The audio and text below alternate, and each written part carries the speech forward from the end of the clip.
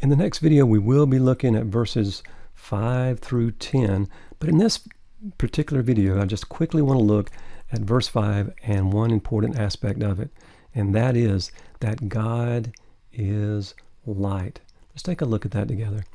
This is the message we have heard from him and proclaimed to you, that God is light and in him is no darkness at all.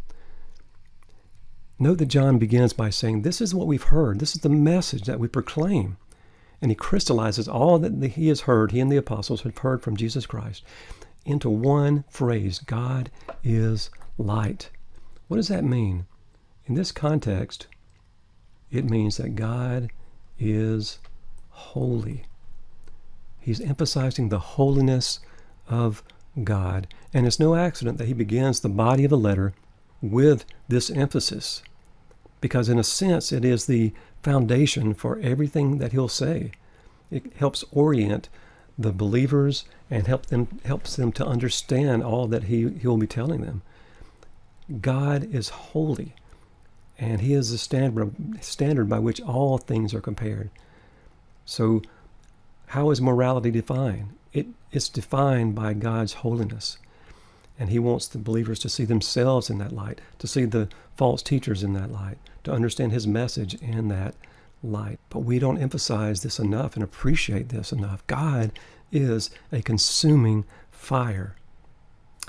Martin Lloyd-Jones, a British pastor, he's since passed away, but he wrote something that went along these lines. He said, you cannot understand the love of God without first understanding the holiness of God. And he went further. He said, if you don't understand the holiness of God, you probably have a false understanding of the love of God. You think about that. You really cannot even understand, you cannot appreciate the gravity of sin unless you understand the holiness of God. You cannot appreciate the cross. Let me write a little cross here for my point. The cross only makes sense if we understand the holiness of God. He has a divine wrath towards sin. We see that throughout the Bible.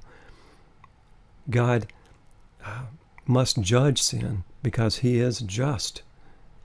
And so how does he redeem? How does he have a relationship with us who are sinful and rebel against God? Well, it is in his great love that he gives his only Son to go to the cross, to bear his wrath, to become sin for us, to take the punishment that we deserve, that we might be redeemed, that we might be reconciled to him.